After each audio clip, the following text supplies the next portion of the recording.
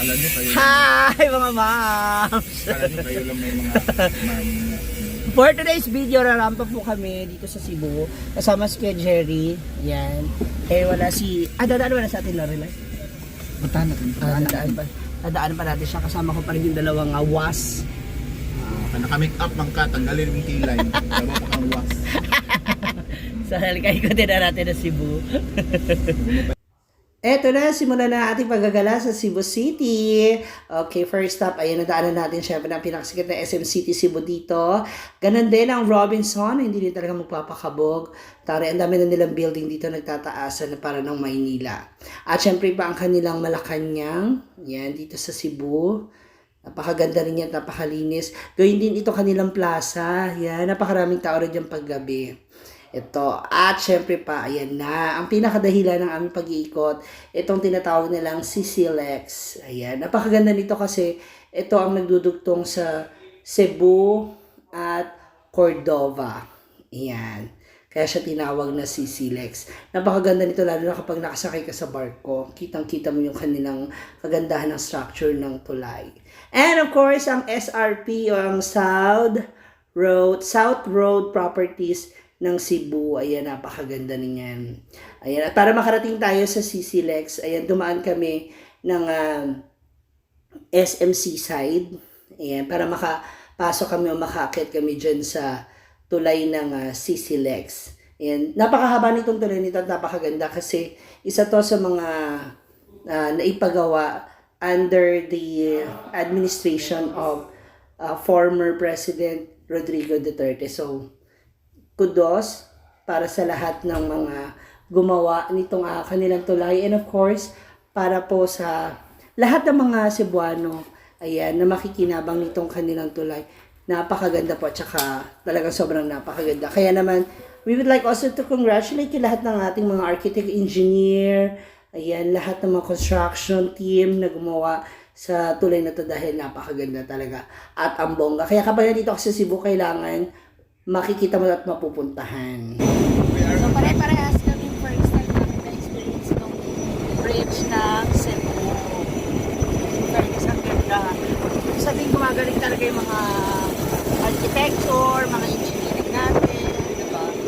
Right na, let's go. At ayan nga, nandito na kami sa taas at nakikita na namin yung structure nung tulay na mala Golden Gates sa US. O, di ba kabog? Meron din tayong sariling ganon na bridge. Well, aside sa pinaka-famous din na San Juanico Bridge na meron sa Summer at Leyte, ito naman yung dito sa Cebu. Napakaganda talaga. So, ayan, nakababa na kami ng sasakyan at ayun nga yung, yung bridge ng Cebu. May makikita niyo yun sa likuran. At syempre itong karagatan dito sa likod. Ang ganda, napakapayapa ng dagat. Masarap din dito magmuni-muni. Alam mo yan? Lalo na pagpalubog na yung araw. So, ito yung isa sa mga una naming gala ngayon dito sa Cebu. So, tingnan natin yung iba pa namin pupuntahan. Yeah! Eto na sila! Ang aming, ano tawag nga sa sasakyan na to? Transformers. Hindi Suzuki. Ano to yung Suzuki ba to? Graphic cab.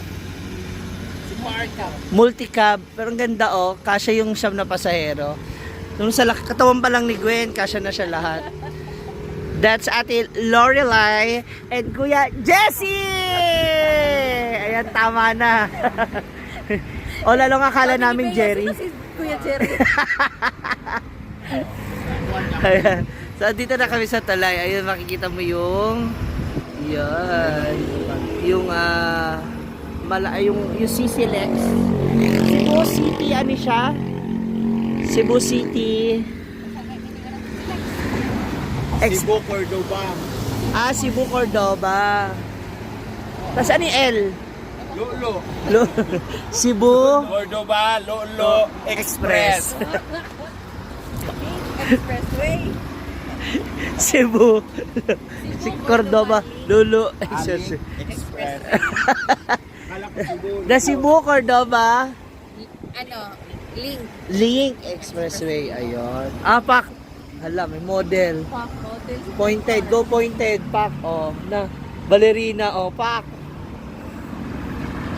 Oh, pak. Oh, na, la. Noon sa mga tao, eh.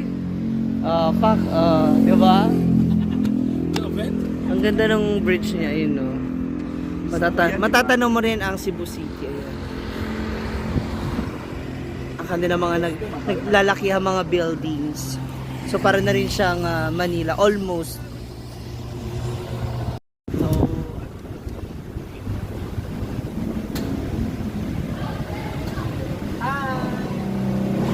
hello! Hi, Ate, magkano? 90. Magkano? Ganda ng kilay mo. Sana all, naka-contour din. Tsaka Sana all sex bomb dancer, bye! Mula naman sa CC Lex, ayan, pumasok na tayo ng Cordova dahil pupuntahan na natin ang 10,000 Roses. Ayan, napakaganda nito. Hindi lang para sa mga lovers or sa family at mga barkadas, maging sa mga single, this is also good kasi wala, parang masarap lang din kiligin kasi at least meron kang rose na kikita. Kaya sa lahat ng mga singles, lovers out there, family or barkada man yan, ako, puntahan nyo itong 10,000 Roses nila dito sa Cordova kasi napakaganda at saka napaka-romantic. Yan. So maliban dyan sa views na nakikita ninyo, nako, sinubukan ko po siyang bilangin pero talagang hindi kinaya ng aking powers. 10,000 ang pinag-uusapan natin. Kaya baka abutin ako ng ilang araw, hindi pa ako tapos magbilang. Pero anyway, napakamura lamang po na entrance dyan at sigurado ako magiging sulit ang inyong pamamasyal kasama ng inyong mga kaibigan, especially ng inyong Solo yata siya. Sana May bubbles, pero ayan, so kasama ko pa rin dyan si Gwen, si Melmar, Ate Lorelai, and Ate Jessie sa aming paggagala. So, naku, tingnan natin mamaya kung saan naman kami mapapagkat. Let's go! Ayan, this time kainan naman. Ayan, dito sa Lantaw. Katabi lamang yan ng 10,000 Roses. Ayan, meron tayong halaan, tuna belly, ayan, tuna. Sarap. And of course, some crispy pata. Kasama pang atsara. Meron din tayong pansit canton, syempre. Masarap din yan. Halos na talaga ng food line sa sarap na in-order namin. And of course, ang refreshing na 4 Season Juice. Grabe tong ano na to. Halaan. Giant halaan. Ano ba to? Lucky. I love that. At dyan na nga natatapos ang ating paggagala dito sa Cordova. Sa Cordova. Ayan, thank you again, Kuya Jessie and Ate Lorelai and Ate Leia for treating us. Once again, together with Gwen Comang and Maring Mar. Till next time. Wow. Daghang salamat, Cebu. Ihaw patsyo. Huh?